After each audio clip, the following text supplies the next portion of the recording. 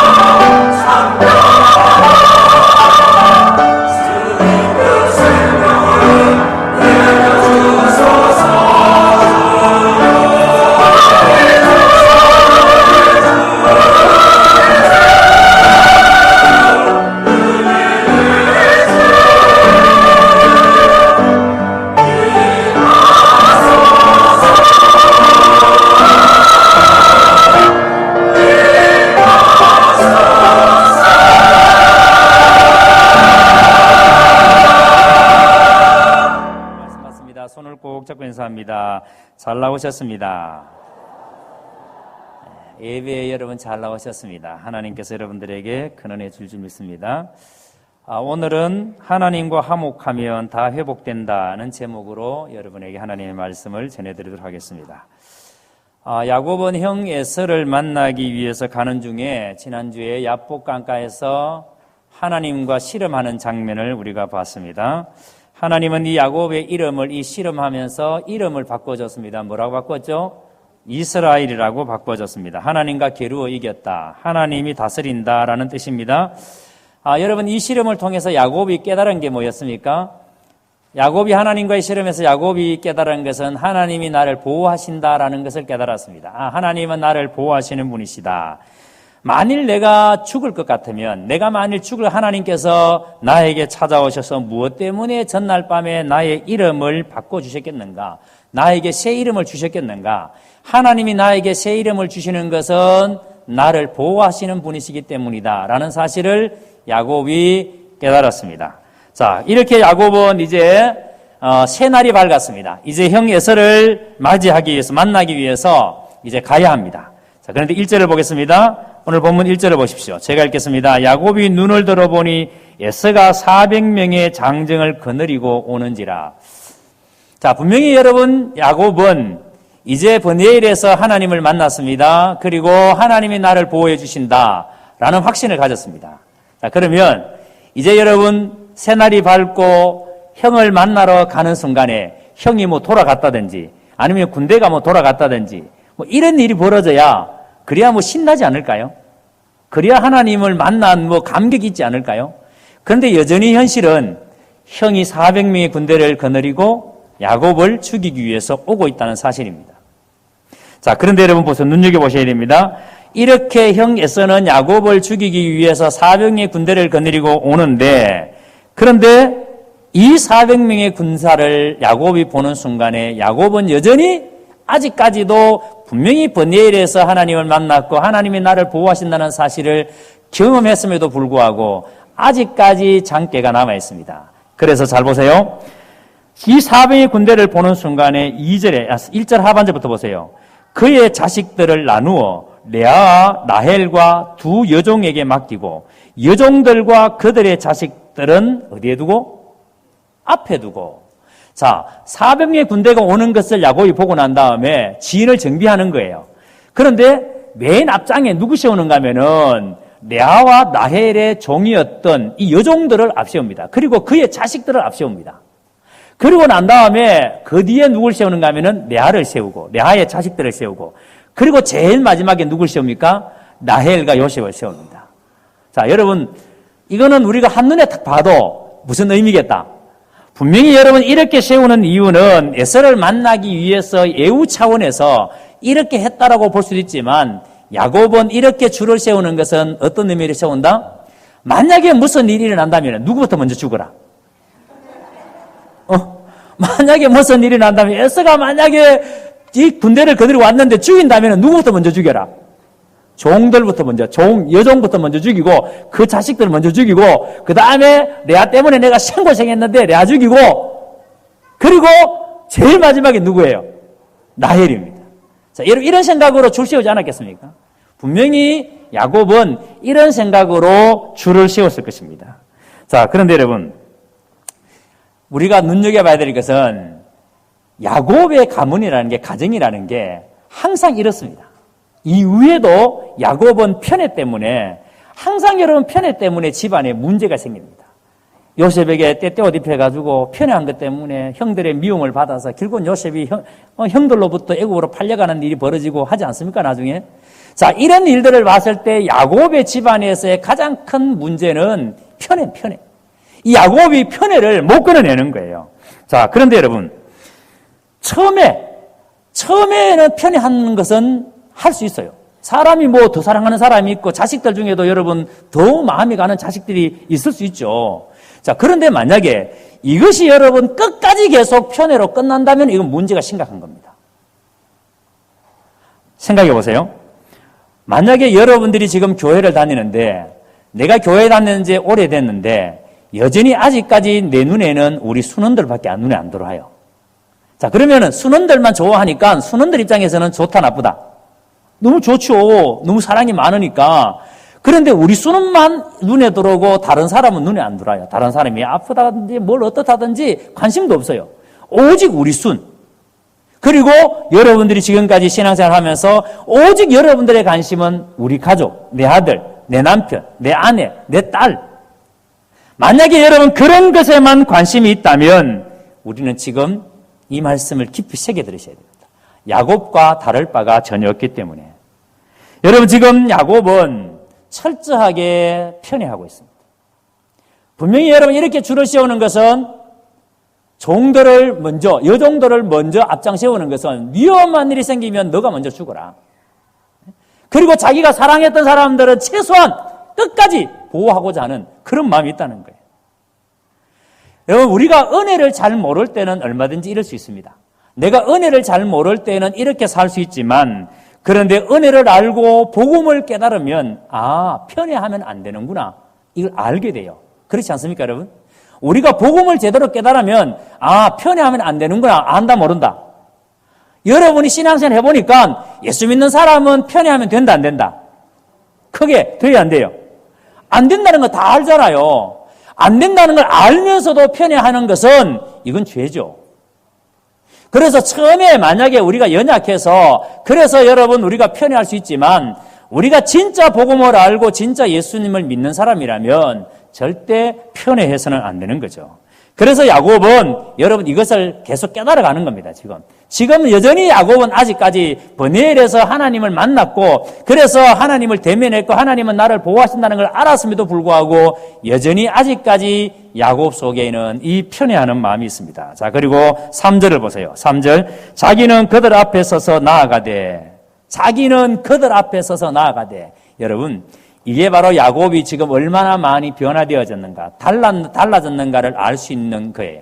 자, 우리가 지금까지 야곱을 볼 때 야곱은 언제나 앞장섰습니까? 뒤에 갔습니까? 늘 뒤에 따라갔습니다. 자, 그런데 여러분, 최소한 이 자기 아내들의 여종들은 앞장 세우고 그 아이들은 앞장 세우고 갔지만 그런데 야곱 자신은 지금 옛날처럼 뒤에 서지 아니하고 야곱이 어디에 섰단 말이에요? 앞에 갔다는 거예요. 옛날 같으면 야곱 여전히 이렇게 사람들 앞서 보내놓고 자기도 뒤에 갔을 터인데 지금 여러분 하나님을 경험한 하나님을 만난 야곱이 앞장을 씁니다. 그래, 비록 내가 사랑하는 사람, 내가 살리기 위해서 보호하기 위해서 뒤에 세웠지만 나는 앞장서야지. 그래서 야곱은 앞에 서서 걸어갑니다. 참 놀라운 변화예요. 분명히 아직까지 자기 장깨를 다 버리지 않았지만 야곱은 이렇게 변화된 부분이 있는 겁니다. 야곱은 브니엘에서 체험한 이후에 이렇게 여러분 야곱이 바뀌어졌습니다. 브니엘의 경험 전과 브니엘의 경험 이후에 이렇게 사람이 바뀌어져 가고 있습니다. 자, 그런데 여러분 브니엘의 체험을 하고 난 이후에 야곱은 이스라엘이라는 새 이름을 갖고 난 이후에 가족들 맨 앞에서 갑니다. 앞장섭니다. 그런데 오늘 본문에 보니까 이 앞장을 서가는데 당당하지는 않습니다. 자, 보세요. 에서가 오는 동안에 야곱이 에서를 만나기 위해서 나가는 모습이 7번 땅에 엎드려 절하며 나갔다 그랬습니다. 7번 땅에 굽히며 그의 형 에서에게 나갔다. 7번 땅에 엎드렸다. 여러분 야곱이 엎드려 절할 때마다 그 코와 입이 땅에 닿습니다. 마치 여러분 오늘날 우리가 절에서 스님들도 이런 걸 하죠. 그리고 시일에도 보니까 이런 걸 하는 걸 본 적이 있습니다만은 삼보일배 3번 걷고 1번 절하고 이게 여러분 말처럼 그렇게 쉬운 게 아니거든요. 어마어마하게 힘든 거거든요. 근데 지금 야곱이 형 에서를 만나러 나가면서 7번 땅에 엎드려 큰 절을 합니다. 절을 할 때마다 코와 입이 땅에 닿습니다. 이것은 여러분 낮은 자가 높은 자에게 절을 할 때 취하는 자세예요. 야곱이 7번을 절했다는 것은 이렇게 절을 했다는 것은 얼마나 지금 다급한가, 야곱의 상황이 지금 얼마나 다급한가를 지금 설명해 줍니다. 야곱이 에서를 맞이하면서 마치 종속자가 군주를 맞이하듯 그 예우를 하는 거예요. 전쟁에서 패한 자가 전쟁에서 이긴 그 승리한 나라 왕을 맞이하는 것처럼 지금 야곱이 에서를 맞이하는데 그런 모습으로 지금 맞이하는 겁니다. 자, 그런데 그 다음 4절을 보세요. 에서가 달려와서 그를 맞이하여 안고 목을 어긋맞추어 그와 입 맞추고 서로 우니라. 이건 상상도 못한 일이에요. 지금 여러분 야곱은 어떻게든지 간에 이 위험에서부터 자기가 벗어나고 싶은데 그래서 7번 절을 하면서 형에게 나아가는데 아니 형은 달려와서 야곱을 껴안고 입을 맞추고 웁니다. 어떻게 여러분 이런 일이 가능합니까? 분명히 여러분 형 에서는 야곱을 죽이기 위해서 400명의 군대를 건드리고 야곱에게 지금 오고 있는 중이에요. 예? 그리고 야곱은 그 사실을 알기 때문에 두려우니까 겁나니까 어떻게든지 이것을 해결해야 되니까 7번 절하면서 행하게 나아갑니다. 그런데 그 형이 달려와서 동생의 목을 껴안고 입을 맞추며 울고 불고 난리가 났습니다. 어떻게 이런 일이 가능할까요? 여러분, 야곱이 자기의 방법으로 형 에서의 마음을 돌이키려고 했을 때 이 형의 마음이 돌이켜지는 게 아니에요. 여러분, 지금 이 형의 마음을 누가 지금 이렇게 누구를 때렸습니까? 하나님이.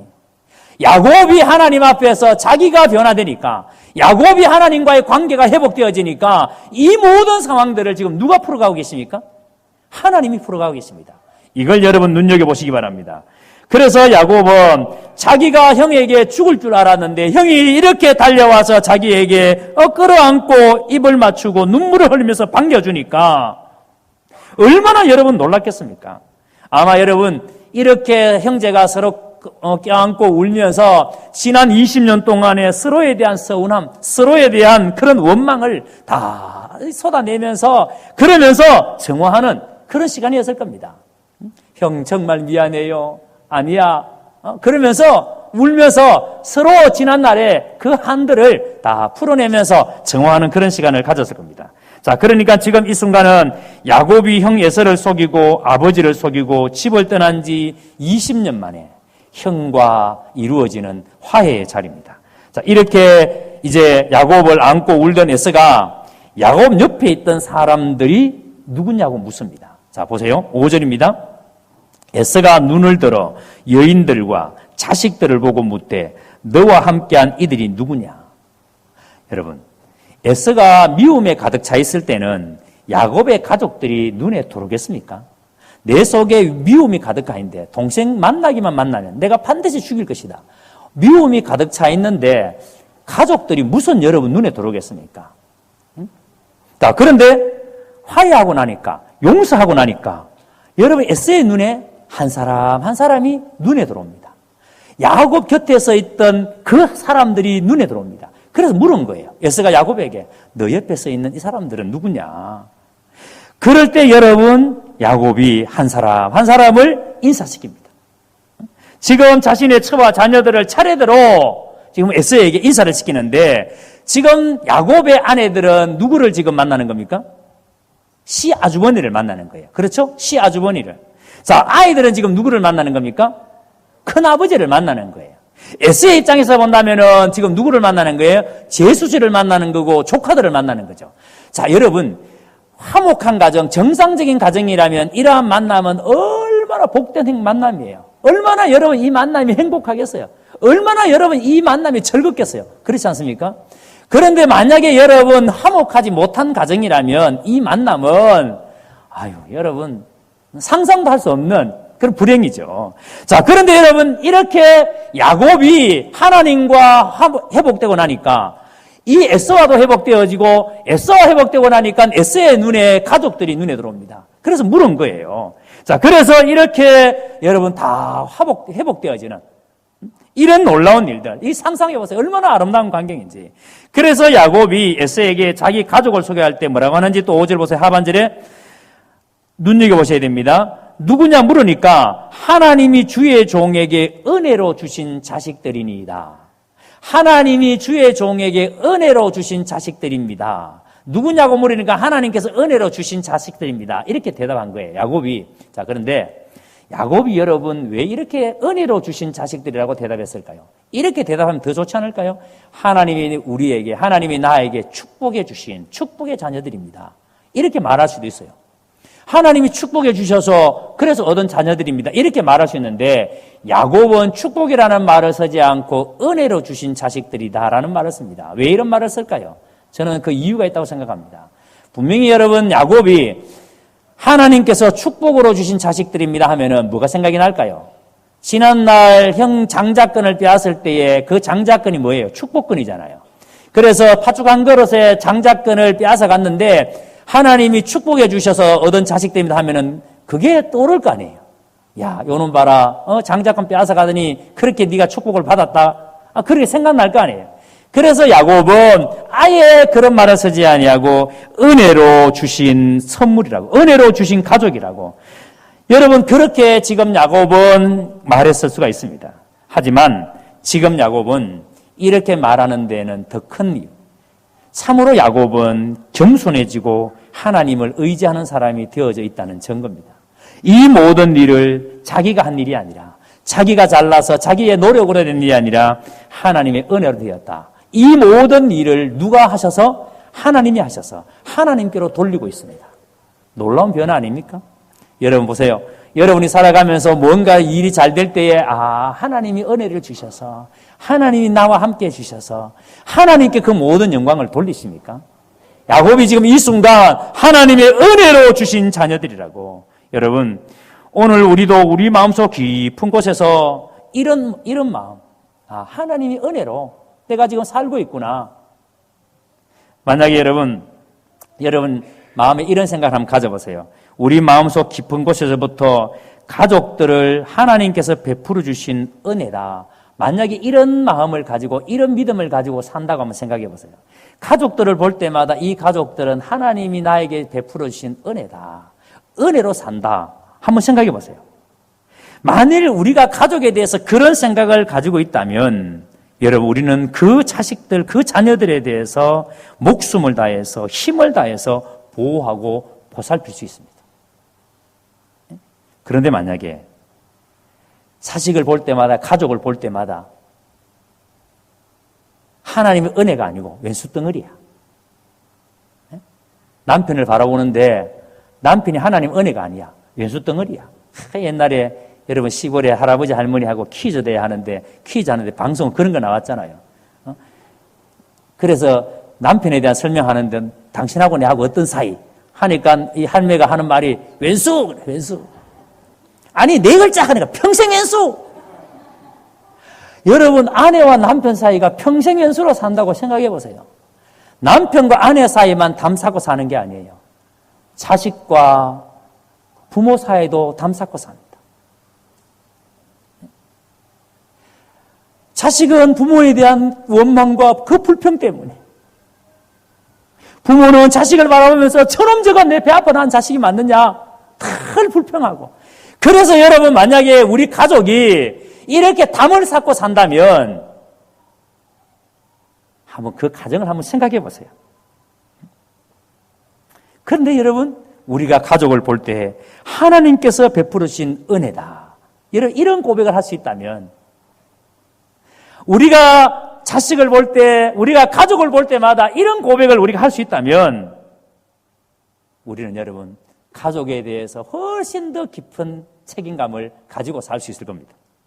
자, 그래서 8절을 봅니다. 에서가 또 이르되 내가 만난 바 이 모든 때는 무슨 까닭이냐. 여러분, 에서가 지금 야곱에게 묻습니다. 네가 몰고 온 수많은 짐승떼가 뭔가? 이 짐승떼가 도대체 뭐냐?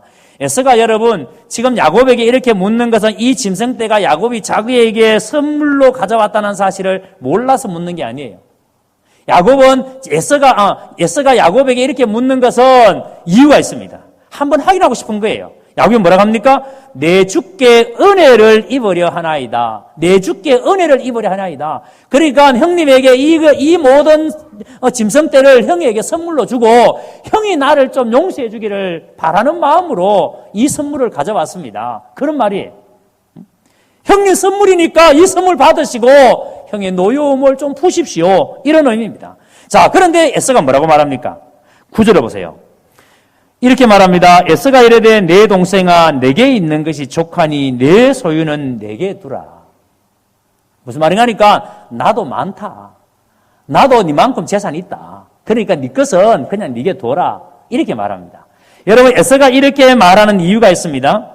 에서도 여러분 지금 굉장한 부자가 되었습니다. 지난주에 말씀드린 것처럼 에서가 도시국가의, 그 당시에 도시국가의 군대가 많으면 300명, 400명인데 그런데 이미 에서의 군대가 400명을 데리고 야곱을 잡으러 왔다면 이미 에서는 여러분 하나의 도시국가의 군주로서의 어마어마한 힘을 가지고 있는 사람이에요. 성공한 사람이에요. 에? 그러니까 여러분, 많은 재산을, 많은 재물을 가지고 있고 많은 군대를 가지고 있는 성공한 사람이에요. 자, 그러니까 에서는 야곱아, 네 것은 네가 가져라. 나도 많은 것을 가지고 있다. 이렇게 이야기하는 겁니다. 자, 그런데 여러분, 우리가 여기서 한 가지 알아야 될 게 있습니다. 창세기 27장으로 가봅니다. 27장 39절에서 40절을 한번 보겠습니다.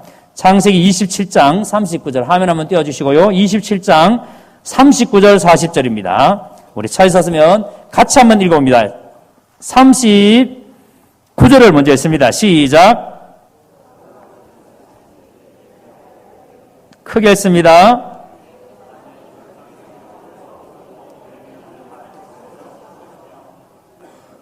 그 다음 40절.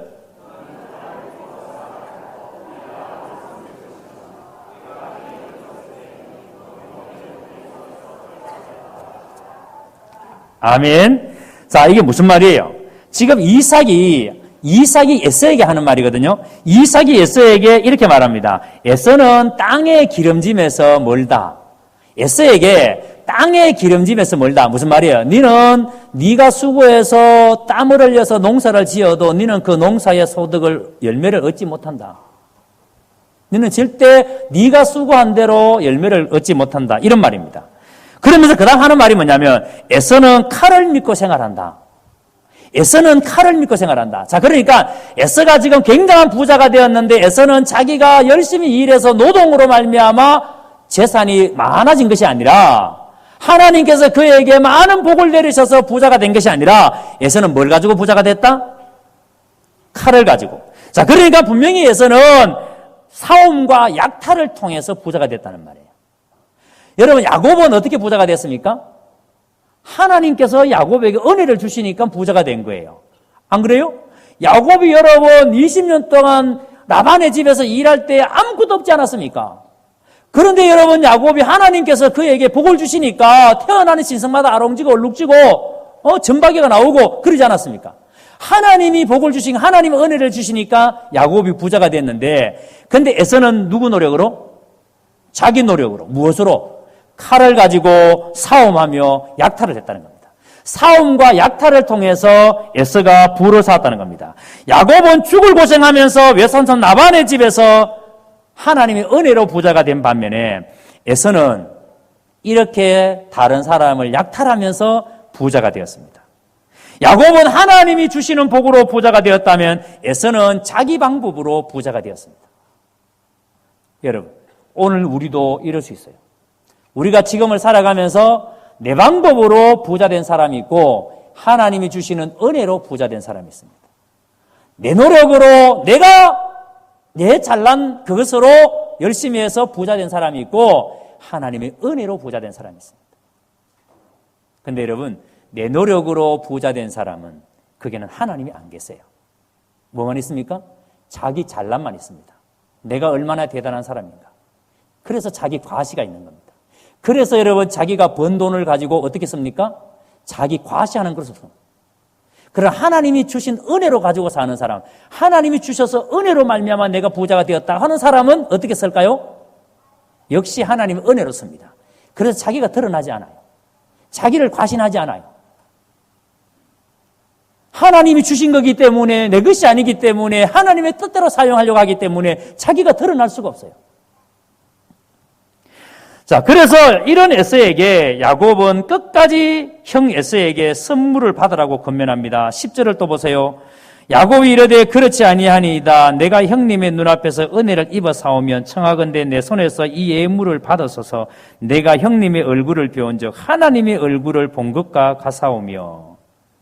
에서에게 야곱이 끝까지 권면합니다. 제발 받아주십시오. 그러면서 하는 말이 내가 형님의 얼굴을 배운즉 하나님의 얼굴을 본 것과 같사오며. 자, 여러분, 이 말이 지금 야곱이 에서를 보면서 형님, 내가 형님을 딱 만나니까 하나님 만난 것 같습니다. 이 말이 진심일까요? 립서비스일까요? 여러분 생각에 진심일까요? 립서비스일까요? 진심 같습니까? 립서비스 같습니까? 사명자 예배 나오신 분들은 다 립서비스래. 근데 저는 지금 이 야곱의 고백은 립서비스가 아니고 진심이라고 생각합니다. 브니엘에서 경험한 하나님으로 말미암아 이 말은 진심. 왜냐하면 브니엘에서 하나님을 딱 만나고 나니까, 하나님이 나의 보호자라는 사실을 알고 나니까, 하나님을 대면하고 나니까, 하나님을 대면했는데도 자기가 안 죽는 걸 보니까 하나님은 나를 지키시는 분이거나 나를 보호하시는 분이시나 알고 난 다음에, 그 하나님을 만나고 난 다음에 이 야곱의 삶이 얼마나 기쁨이 충만해지는지, 얼마나 그 속에 은혜가 충만해지는지. 그런데 형을 딱 만나고 나니까 이제 하나님께서 이 형이 나를 죽이는 자가 아니라, 그 확신이 드니까 마치 여러분 지난번 브니엘에서 하나님을 만난 것처럼, 하나님의 얼굴을 대면한 것처럼, 형님, 내가 오늘 형님을 만나고 보니까 꼭 하나님 만난 것처럼 기쁩니다. 응? 지금 야곱이, 하나님과의 관계가 회복된 야곱이 이렇게 형을 만나고 보니까 그렇게 보여지는 거예요. 여러분, 하나님을 만나면 이렇게 바뀝니다. 하나님을 만나면 그렇게 왼수 같았던 사람도, 그렇게 두려움에 가득 찼던 사람도 여러분 이렇게 바뀌어집니다. 하나님을 만나면 이런 역사가, 이런 일들이 벌어집니다. 자기를 죽일 줄 알았던 형을 만나고 그 형을 보면서 하나님을 만난 것처럼 기쁘다고 고백하는 이 야곱의 고백. 여러분, 이런 고백이 오늘 우리 경운의 모든 성도들에게도 있기를 주의 이름으로 축원합니다. 여러분, 사실 교회 오는 것이 우리가 즐거워야 되지 않습니까? 교회 성도들을 만나고 하는 것이 기뻐야 되지 않습니까? 근데 여러분, 교회 올 때마다 오늘 또 교회 가면 김 집사 봐야 되는데, 내가 오늘 그 김 집사 얼굴 안 볼 수 없나? 내가 오늘 교회 가면 이 집사 봐야 되는데 내가 그놈의 집사 안 보고 살 수 없나? 만약에 여러분 교회 오는 시간이 그래서 누가 보기 싫고 누가 보기 싫기 때문에 교회 가는 게 그렇게 힘들다면, 여러분 무엇 때문에 교회를 다니세요? 그게 무슨 재미로 여러분 신앙생활 합니까? 여러분, 그게 무슨 신앙이에요?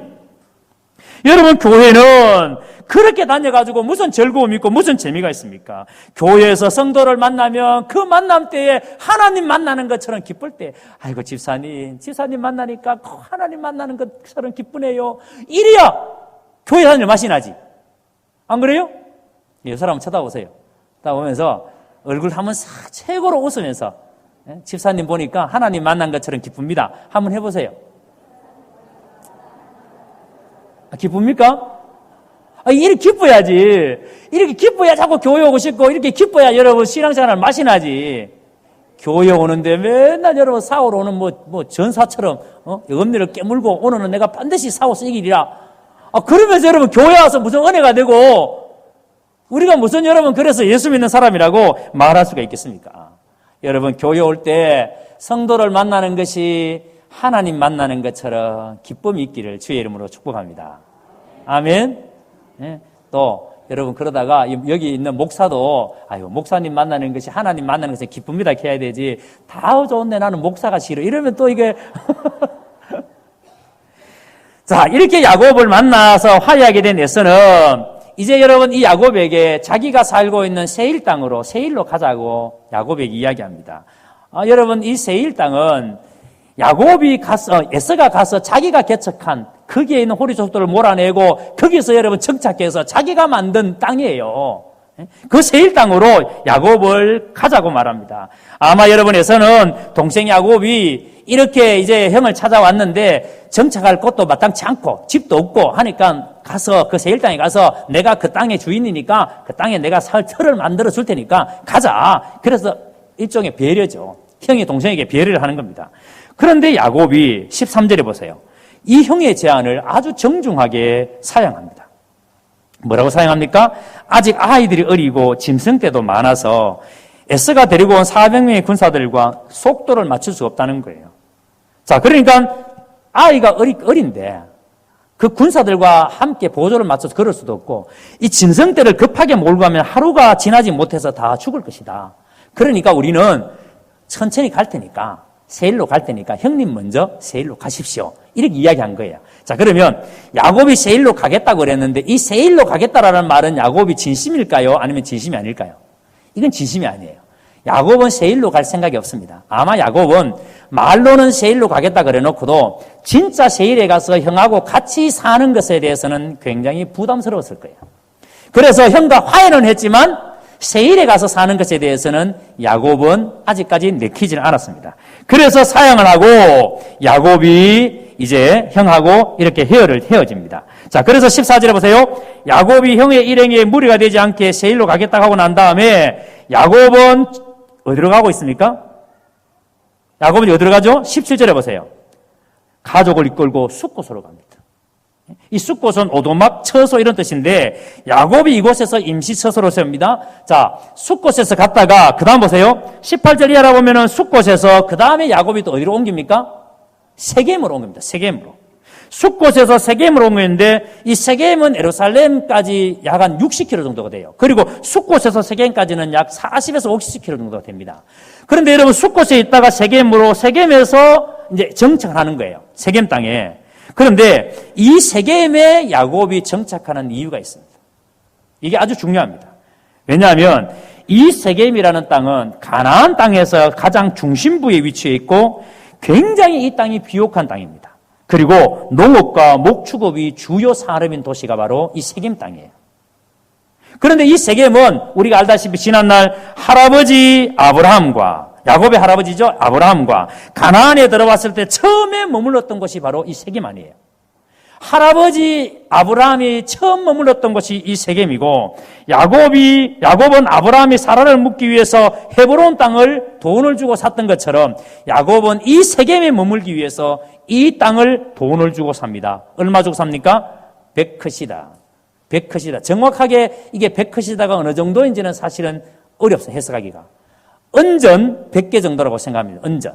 자, 그런데 100컷이다를 주고 지불하고 샀는데 야곱이 이 산 세겜 땅은 앞으로 이스라엘 역사에서 굉장히 중요한 역할을 하게 됩니다. 이 땅이. 훗날 이스라엘 백성들은 이곳에 누구의 뼈를 묻죠? 요셉의 뼈를 묻습니다. 이 세겜 땅에. 그러니까 이 세겜은 하나님께서 약속하신 땅을 이스라엘에게 허락하실 것이라는 소망을 상징했던 땅이 바로 이 세겜 땅이에요. 그래서 야곱은 바로 이 세겜 땅에 돈을 주고 땅을 사서 이 땅에 정착을 합니다. 그리고 여러분 이 소망은 요셉이 뼈를 묻음으로써 성취되었다는 것을 의미합니다. 그래서 야곱은 이곳에 제단을 쌓고 즉 예배를 드리고 그 이름을 20절에 보세요. 엘 엘로헤 이스라엘. 엘 엘로헤 이스라엘. 하나님, 이스라엘의 하나님 이런 뜻입니다. 그렇게 그 제단에 그 땅을 이름을 그렇게 지었습니다. 자, 여러분 야곱이 제단을 이렇게 부르는 것은 자신의 이름이 새로 바뀐 것, 즉 이스라엘이라고 바뀐 것을 이제는 받아들인다는 의미도 있고 그리고 하나님께서 그에게 베델에게 주셨던 약속, 창세기 28장에서 하나님께서 베델에게 아브라함과 이삭과 맺었던 그 언약을 야곱이 내가 계승하겠습니다. 내가 그 언약을 이젠 계승합니다. 라는 상속하겠다는 고백이기도 합니다. 이 고백이. 자, 그렇다면 여러분 오늘 이 말씀을 우리는 어떻게 적용할까요? 여러분의 삶에 오늘 이 말씀을 어떻게 적용하시겠습니까? 야곱은 형 에서를 속이고 지난 세월 얼마나 모질게 살았습니까? 그리운 부모와 생이별하고 외삼촌으로부터 생고생하고 사랑하지도 않는 여인을 위해서 7년 동안이나 고생을 하고 정말 모진 인생을 살았습니다. 하지만 야곱이 하나님과의 관계가 회복되면서 모든 것이 풀립니다. 인생에 지금까지 실타래가 꼬일 대로 꼬여 있었는데 하나님과 관계가 회복되니까 버니엘에서 하나님을 만나고 하나님과의 관계가 회복되니까 이 얽혀있던 모든 인생의 문제들이 하나하나 다 풀려나갑니다. 무슨 의미겠습니까? 여러분, 지금 우리가 살아가는 이 세상에서 여러분 인생 가운데 얼마나 어려운 일들이 많아요. 풀리지 않는 숙제들이 얼마나 많아요. 이건 왜 이럴까? 저런 일은 왜 이럴까? 내 인생 가운데 왜 이런 어려움이 있을까? 왜 이런 아픔이 있을까? 이런 생각들 얼마나 많이 해요. 풀리지 않는 그런 여러분 얽혀져 있는 실타래 같은 수많은 일들도 여러분 그 일에 집중하지 말고 그 일 가지고 고민하지 말고 무엇하라고요? 하나님과 관계 회복에 집중하라고. 하나님과 관계가 회복되어지면 내 인생에 꼬여져 있는 모든 문제는 어떻게 된다? 저절로 회복되어진다. 이걸 믿으시기를 주의 이름으로 축복합니다. 그러니까 여러분, 문제 없는 인생이 누가 있어요? 이 세상을 살아가면서 아프지 않는 사람이 누가 있고 문제를 가지지 않는 사람이 누가 있어요? 천석군은 1000가지의 문제를 가지고 있고 만석군은 10,000가지의 문제를 가지고 있다 그러는데, 모든 사람이 다 문제를 가지고 사는데, 그런데 사람들은요, 그 문제를 집중하니까, 그 문제를 가지고 고민하니까 얼마나 그 삶이 고달파요. 그런데 오늘 우리는 야곱을 통해서 깨닫는 게 뭐예요? 아, 그렇구나. 문제 가지고 고민하지 말고 하나님과 관계가 회복되어지면, 우리가 하나님을 제대로 알고 하나님과의 관계가 회복되어지면 내 인생의 이 문제는 저절로 다 풀려지는 거구나. 이거를 여러분 깨달을 수 있게 되기를 주의 이름으로 축복합니다. 그래서 야곱이 하나님과의 관계가 회복되어지니까 자기를 죽이기 위해서 400명의 군사를 몰고 온 에서가 자기를 하고 울지 않습니까? 원수 같은 자기 가족들의 안부를 일일이 에서가 다 묻지 않습니까? 누가 이렇게 합니까? 하나님이 이렇게 하십니다. 모든 것이 다 풀립니다. 그리고 야곱은 이 모든 것이 하나님의 은혜이구나. 이 모든 것이 하나님의 은혜구나. 야곱이 하나님을 이렇게 알아가니까 하나님이 자기 인생 가운데 행하시는 일들에 대해서 하나님의 은혜라고 고백합니다. 감사합니다. 그러므로 여러분, 오늘 이 시간 반드시 기억하십시오. 여러분의 인생의 문제 때문에 낙심하거나 문제 때문에 절망하지 말고 그 문제보다 하나님과의 관계 회복에 집중하십시오. 그러면 하나님께서 여러분의 인생의 문제를 풀어주십니다. 이 은혜가 여러분들에게 있기를 주의 이름으로 축원합니다.